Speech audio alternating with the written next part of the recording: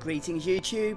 Today we're going to make a good start at completing the Necrohol of Nabudis, an optional dungeon that culminates in giving us a brand new and powerful Esper. So I hope you enjoy the episode and stay tuned.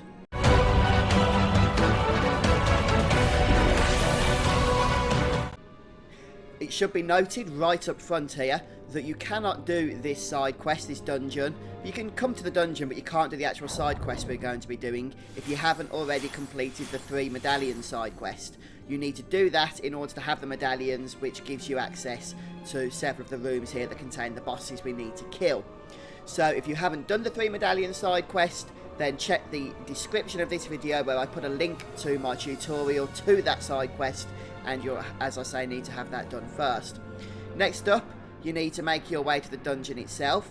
So just go through from the orange teleport crystal in this area here, the Necrohol Deadlands, and then just make your way along the path to the dungeon itself, and at which point you can head inside, but only do so with float equipped, since this dungeon is full of traps which are going to decimate your party if you do not have float. And if you're missing float and want to know how to get it, then I've also done a video on how to do so for that. It's only about 3 minutes long, so you can also find that in the description to this video. Make sure you get it first before coming here. And basically, this optional dungeon is going to have a couple of bosses, and as I say, then at the end it's going to have a whole new Esper for us to attain. And there's also some optional treasures which we're going to want to grab. They're one-time treasures, which means once we've got them, we've got them.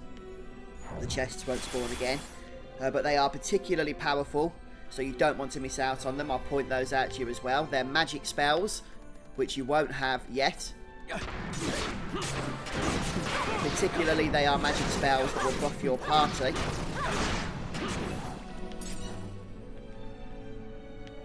So we'll just make our way and check out any nooks and crannies here, because there are other chests as well. I believe one can spawn just down here. Yes, there it is. 926 gil, eh? Aren't we lucky? Incidentally, if that wasn't gil, it could have been a doom mace.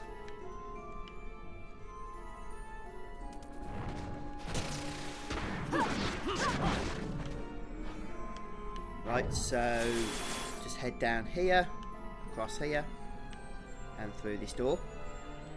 Check for treasures. I believe there can be one that spawns in here actually, but it doesn't look as though it has. So that isn't a one-time spawn though. I'll point all those out to you, don't worry. The rest, of course, you can just check out the treasure maps and whatnot. I have done a video, by the way, which you can find in the playlist, which shows you how you can download all the treasure maps for Final Fantasy XII The Zodiac Age, and pinpoints everything you can collect from all of the maps, which is nice.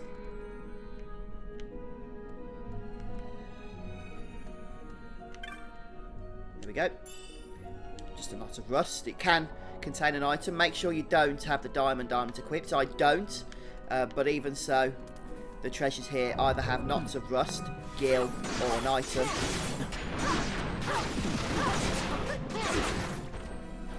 Wow, some nasty attacks here from some of these enemies, isn't there? Don't believe there's anything in here. In fact, I know there isn't. We can head down, interestingly enough. But before we do, there's one more treasure I think we should be grabbing, and that's located just in the bottom section, and this is a one-time spawn treasure. I keep saying one-time spawn, by that I mean they'll spawn more than once, but only until you loot them. So they're one-time loot, really. That's what I should call them. Anyway, it's over here, don't miss this. A jade collar.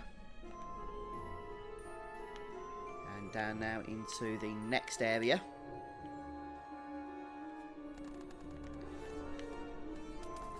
And around here as well, we're going to be facing our first boss battle.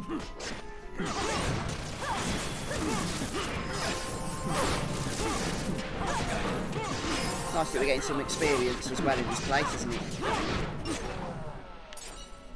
Some tough enemies, but as long as you're around the 40s, you should be able to handle them without too much of an issue. One of these crevices up here should have another chest, but not a one-time spawn.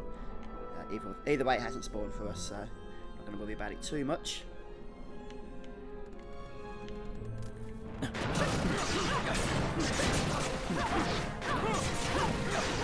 Wow, we're getting lots of level height.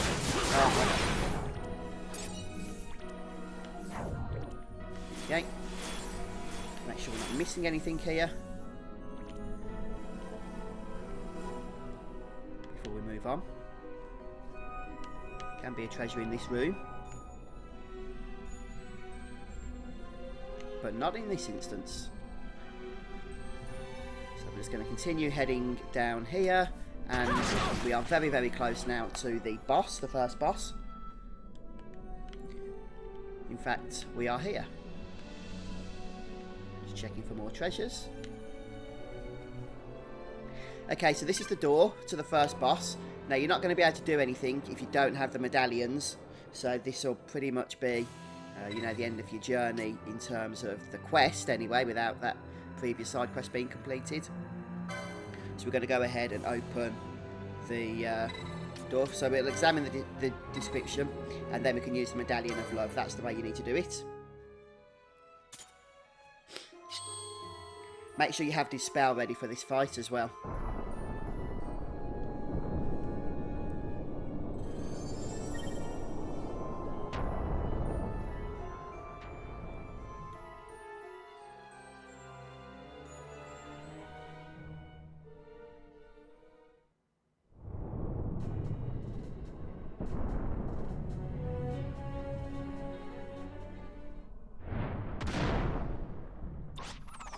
Yep, this is the boss.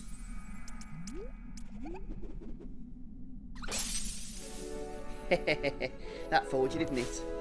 Right then, so what we're going to want to do is, I think it has taste. Let me just check that. Okay, we need to get that dispelled immediately. It does a whole bunch of stuff. Right then, so if we go down to Dispel, it should get dispelled. I think it's got Protect, but I did see that it had haste, so we'll change that for a moment. Yeah, we're getting that dispelled. You need to keep that dispelled immediately every time it's recast.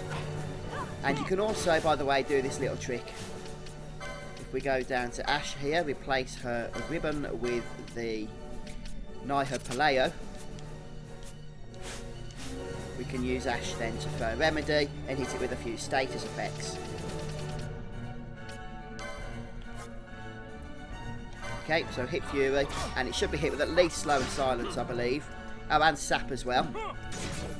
So not too shabby. And then just keep your tank healed. You might want to keep them with Decoy on as well. Okay, and I guess we can put Regen on if need be. And we best take that item off now, just in case we use any other items by mistake. That's the J collar we just looted. Very good. And this boss has 69,000 health and is level 46.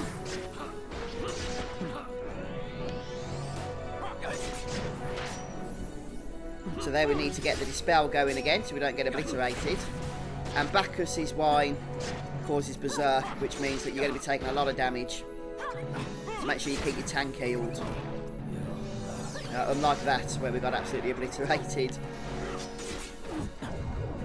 So you do need to get Lure going pretty darn pronto. And what I'm going to do here is to turn on some other healing gambits, because we're struggling a little bit. Ally. Health below, say 30%. How many X potions have we got? Only 5. Let's just go for high potion then now.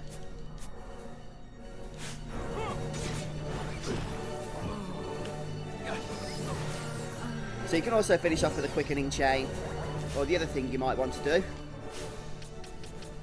is use the little trick I showed you in the previous video, which is basically to get reverse going. So for example, if we put reverse on Balthea, the only problem is you can't cure once you've done this. So let's just turn Cure Agar off for the time being. I know we've got High Potion on. But let's see if we can get reverse going. It'd be useful if we could.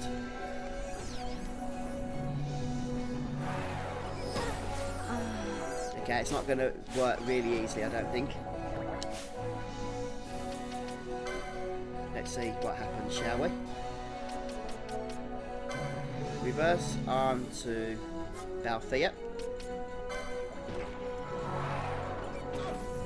Oh man.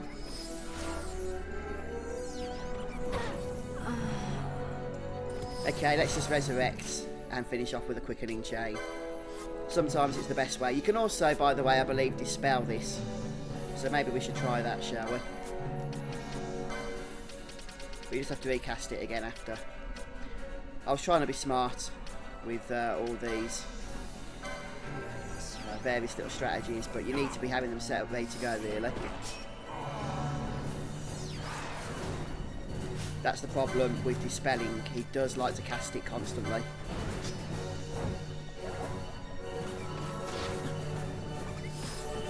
Come on, get it up. Okay. If we keep dispelling, then we should be able to basically keep the damage down. If we keep the damage down, then we should be good to go.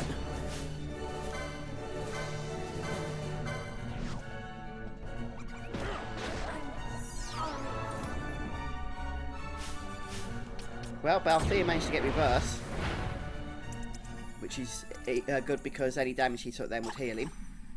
But we've done it. Fury is down. So what I recommend, just to save all that aggro, is as soon as he starts casting Berserk, which is near the end of the fight, just unleash a quickening chain, finish him off straight away. Either way, job's done.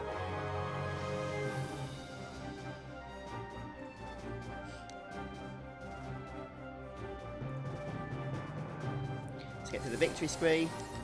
And there's a weapon, I believe, we can grab from this room as well, so we'll go ahead and do that.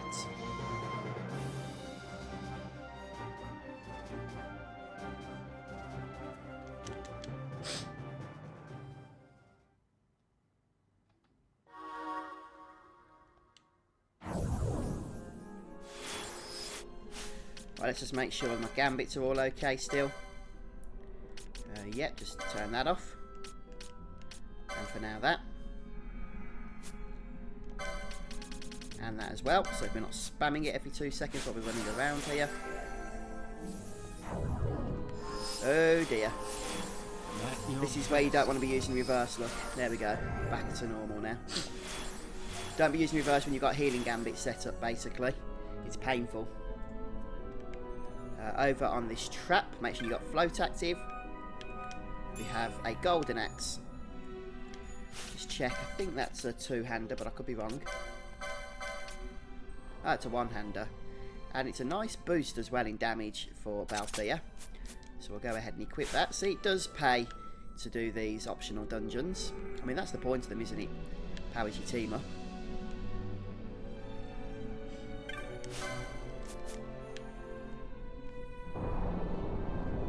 And now we move on.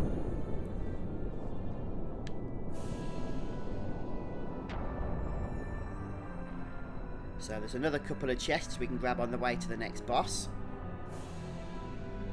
So we'll definitely make sure that we do that as well. I wouldn't want to do this place without float. There's just so many enemies all over the place, isn't there? I don't seem to be getting much luck on the chest spawns. Not on the one-time spawns, they're 100%. But the other ones, really. Right, I believe down here is another one-time loot chest. There it is. This one has Faith, so you do not want to miss that. Faith is a nice buff magic. We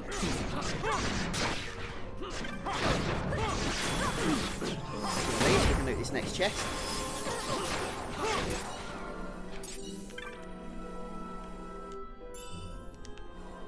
gear this time.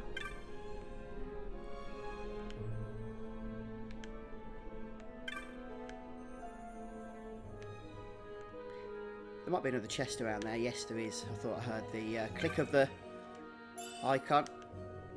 And then move on into the next area. And in this area, there's another couple of one-time spawn items we're going to want to pick up, along as well with our next boss battle. Right, so if we just start by heading over, well, we've got to come out of here first, and then head over to the south. A couple of chests can pop.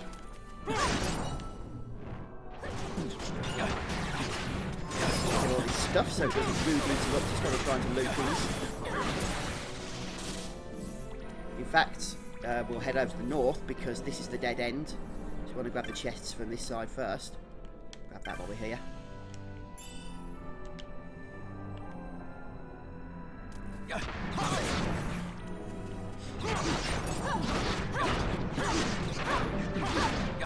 So over in this kind of room thing here, you can get a chest spawn. Of course we didn't. I'm just not even getting much luck at all, am I? You can farm them, of course, by exiting and entering the areas game. But I'll leave that up to you as to whether you think it's worth it or not.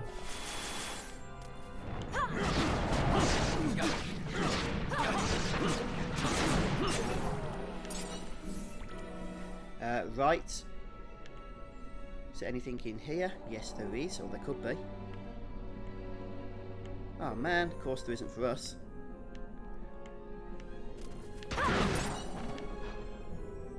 I still wouldn't, like, live on those traps, because your float can wear off from time to time. Yes, it'll be recast, but obviously you can still take damage in that time. So through here there can be a one-time spawn chest. So let me slow things down a bit, because maybe I'm in the wrong place. I thought it was in here. Is that 100% spawn? Maybe it's not. Yes, it is. There should be some black robes. Oh, there it is, look, right in front of me. Problem is, these walls are kind of like camouflaging the actual chests themselves, aren't they? Which is a bit annoying. And then up here, there's another one-time spawn, just at the very end of this room.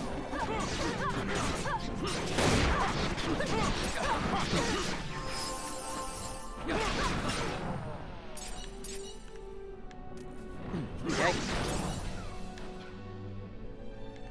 Right then, so let's just check in here.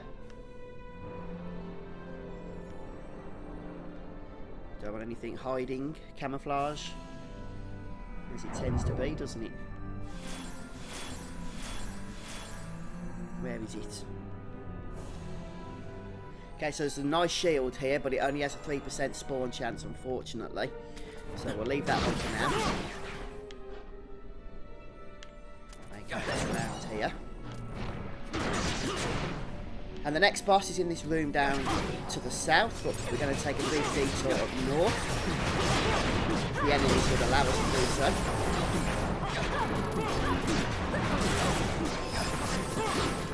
Some tough fights around here, there really is.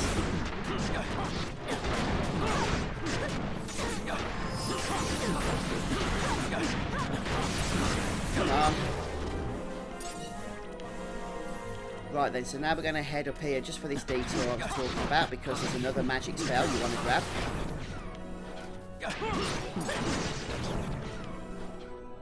This one don't worry, always spawns as long as you don't have it. There it is. This is bravery, so that will enhance your strength when you use it and cast it. Check there's nothing lurking. There isn't.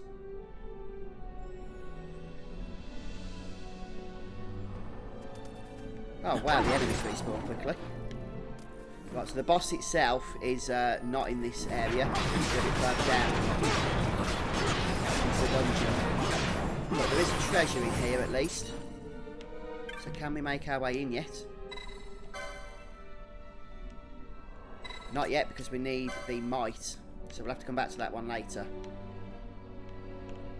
Let me just check what happens if we use the other option.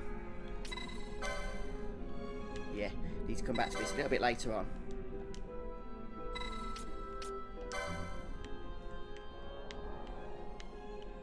Right, so we're going to head over into the next area now.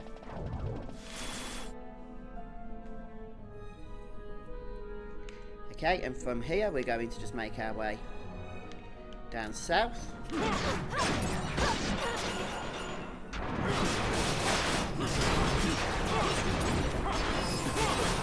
Get everything that stands in our way. And I'm just going to take another detour because there's another item we can grab.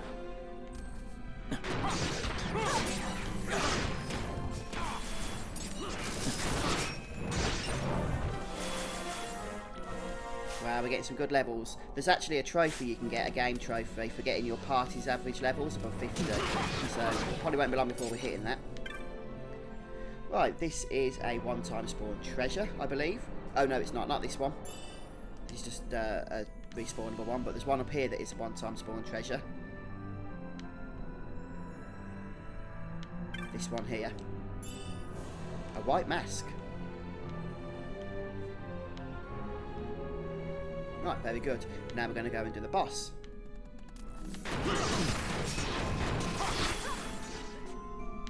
So just head back to where we came from, and then this time we're going to head west from this area to another door.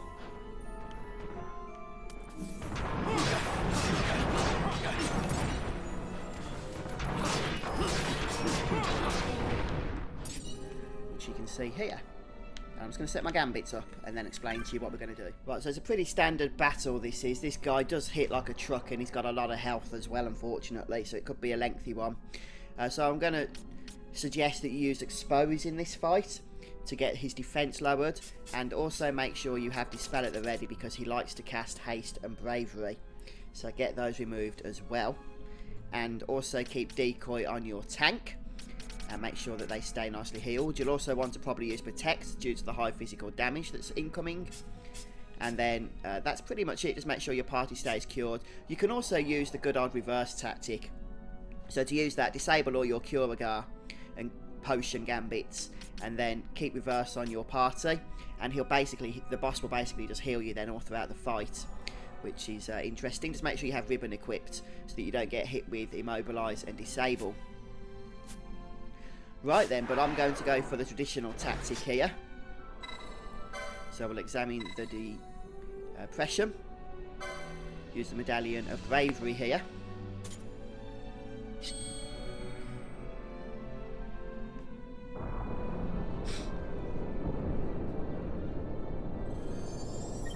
So this is a level 46 boss with a whopping 314,000 health.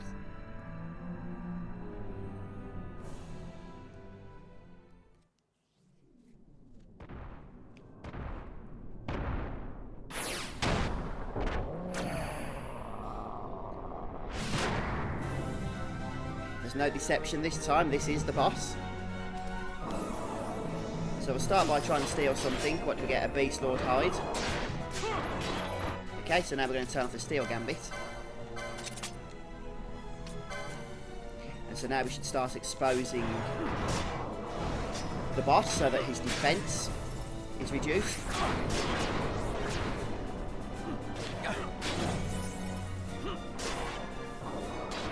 And we'll keep that Protect active as well.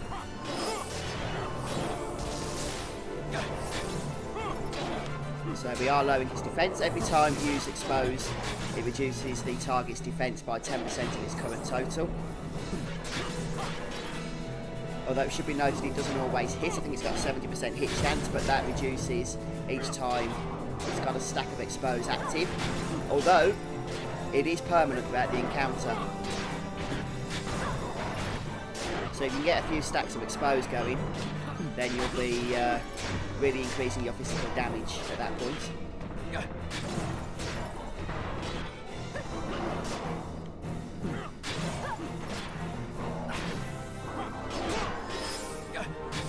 So we'll stay nicely cured up.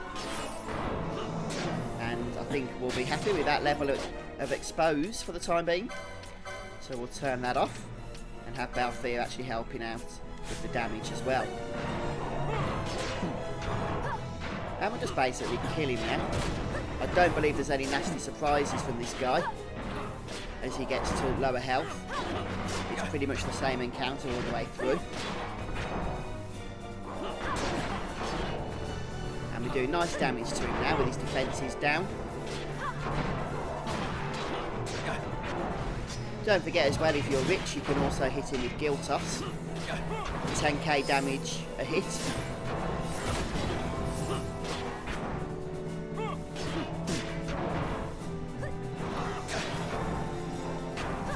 But to be honest, I think we've got this one in the bag, haven't we?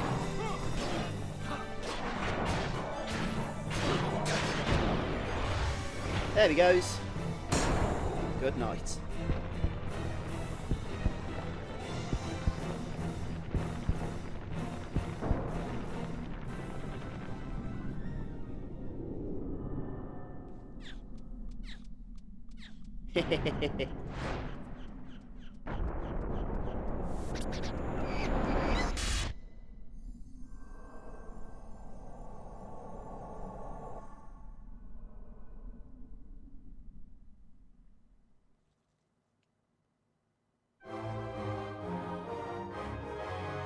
Okay, and that's the second boss defeated.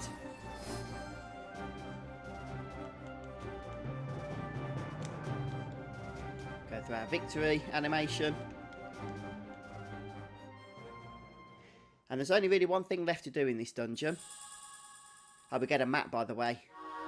Now that we've almost completed the place, we would, wouldn't we? And we get the Medallion of Mice, which will unlock that last door, the one that we couldn't get into previously. And there's only one thing left to do, and that's to go and take on the Esper itself. So you can actually go back out at this point if you want to save, or you can just trust your auto saves as well. I'm just going to go ahead and turn decoy off for a short time. But folks, I'm going to finish off the episode for a little bit here, but before I do, there's another chest we can grab, and I recommend doing so. Let's just turn float back on so we don't get absolutely obliterated. I turned it off for the boss fight so that we didn't keep casting it unnecessarily throughout the encounter. The Scathe mode. Scathe's a very nice attack, by the way. But we'll be getting the spell in due course. Before we end, actually, there's a couple of chests I want us to grab. The one just outside the boss room here contains Protect Guard. Would have been useful, wouldn't it, in the last encounter? And if we head down south into the next area now, let's just swap that round a bit with Ash, so that she's not spamming the same spell over and over every time it runs out.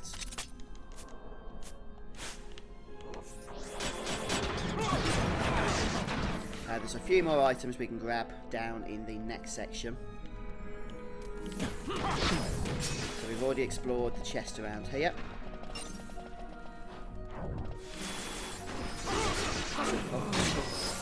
Please, Bell.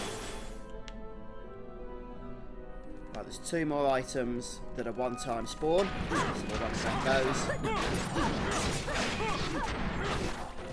And they're located, in fact both of them are located in the northern region of this area. So this is just a standard chest.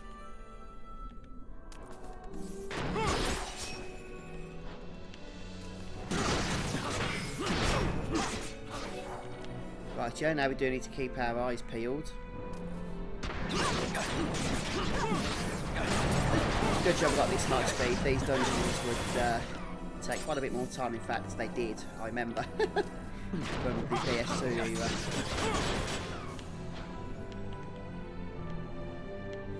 Right, so looking for one-time chests.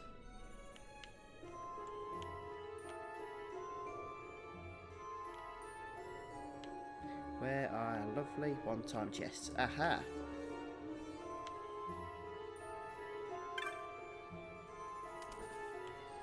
It's a mimic. It's a trick. Anyway, just in that room where the mimic was, there is a chest over here. This one containing Silent Scar.